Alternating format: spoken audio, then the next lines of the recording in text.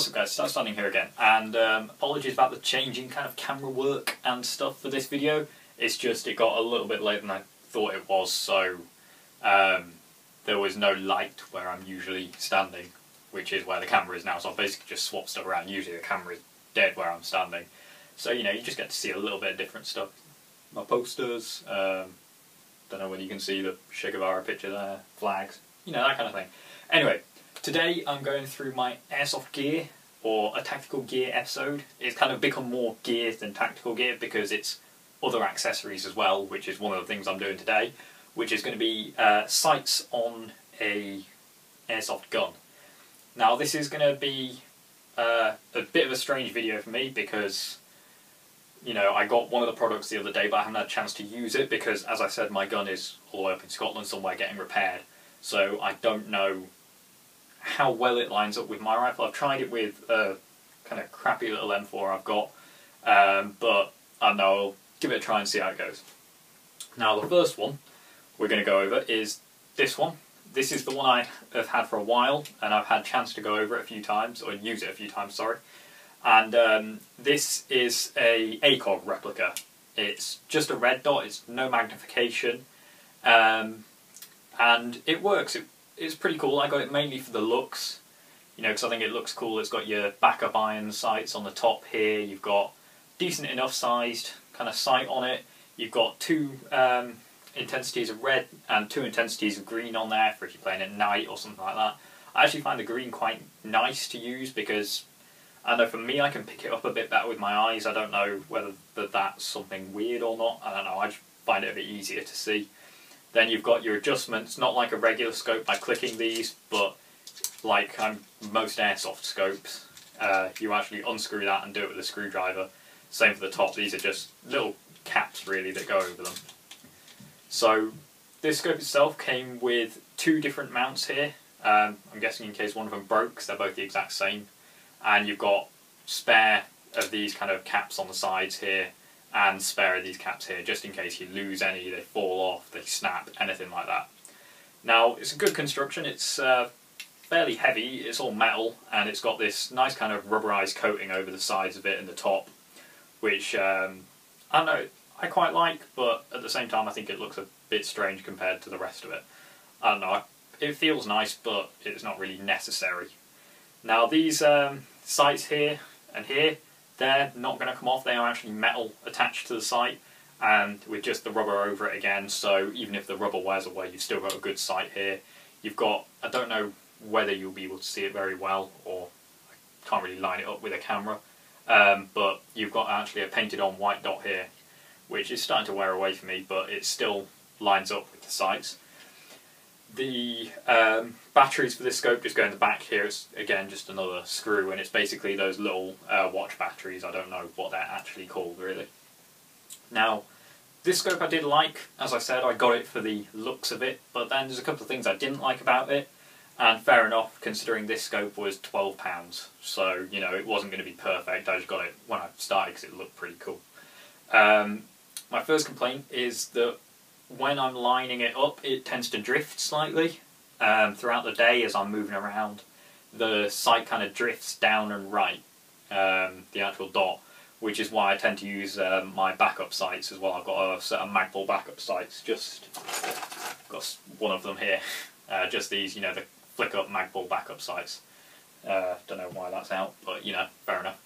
Just happened to see it out of the corner of my eye as I was describing it. And the backup sights on top of here, you can't really see unless you take this top cap off.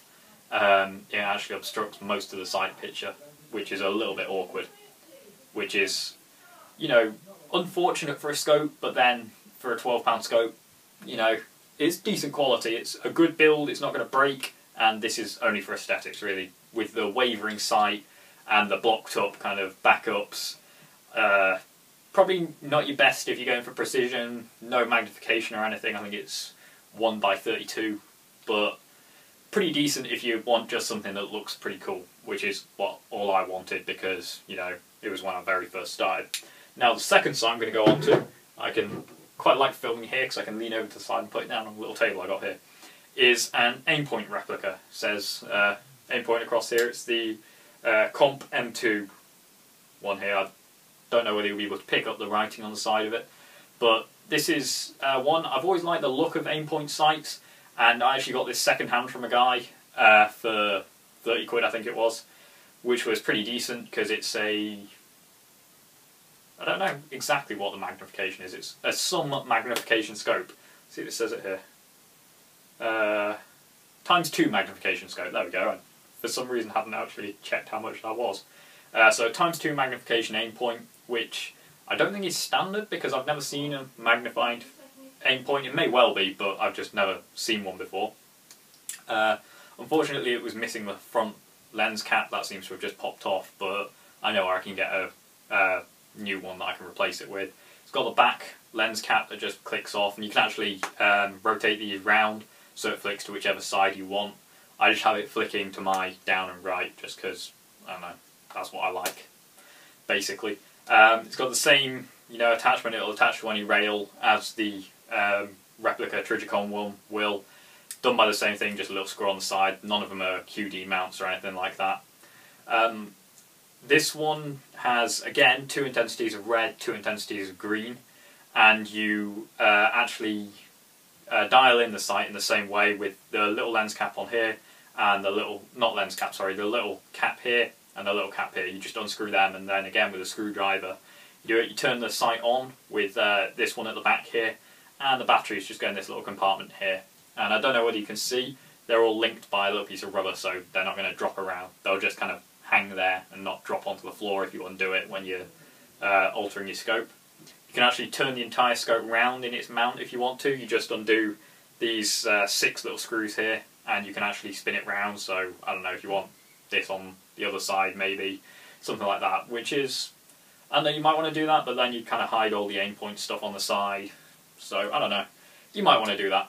Now that's kind of the main body of this video. It's pretty much all I could think of to do on very short notice when I suddenly realised I hadn't done a video. I was just sitting there and I was like, crap, did I release a video today? No. Whoops. And so, quickly recording this.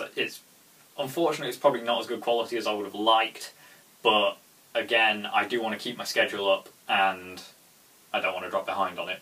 So it was kind of a toss-up behind getting all my gear out, because it's all packed in my hard case and stuff, which takes me about 10 minutes to get out, and then finding the gear that I wanted to review, or just doing it on these sites that were out at the minute. So unfortunately I went with that, which, is questionable, but I really wanted to keep up to date on these videos, and I thought that sites would be a cool thing to go through, seeing as I got this day before yesterday. So it's kind of cool. I think that kind of covers it. One thing I did actually forget to mention that I've just seen is they both have these little screw threads on the front here, and I will just grab the ACOG again, just here, for kill flash. I've been through this before on a really old video that isn't up on my channel anymore. So if I just grab my kill flash, it's this. It's like a little kind of honeycomb mesh of, this one's actually steel, but I'm guessing it could come in other metals as well. And it's more for real scopes than airsoft ones, because it stops some reflection off the scope, which kind of gives that glare that I'm sure you've seen if you play any video games and stuff. It's always massively overdone and that kind of thing. But this just kind of eliminates that, because it doesn't actually... It's wide enough, I don't know how they actually figure this out, but it's wide enough so that the sun coming in from an angle can't then bounce off, because it just hits this mesh of metal. But the reason I use it in airsoft, it's off at the minute but I screw it on when I'm going to airsoft, is it's actually quite protective. I'd rather have a BB hit the steel mesh here than I would the glass lens of my scope. Even though this one actually came with the ACOG, the Trigicon one, or replica Trigicon, sorry. Even though it's only 12 quid, I'd still rather have a BB hit this than the actual scope. And it does actually fit on my Aimpoint as well, which is pretty cool. So I'll probably stick it on there when I've got my rifle back and I'm putting all my attachments back on. So that's going to be the end of this video, guys. If you've enjoyed the video, or if you want to see some more kind of airsoft reviews, drop us a like rating or a comment or something like that. If you want to see me especially doing more and following an exact schedule, which is why I had to quickly crack this video out today, subscribe to the channel and you'll see them all pop up, and I'm sure you know how YouTube works. So that's pretty much it. I'll see you in the next video, and have a good time between now and then.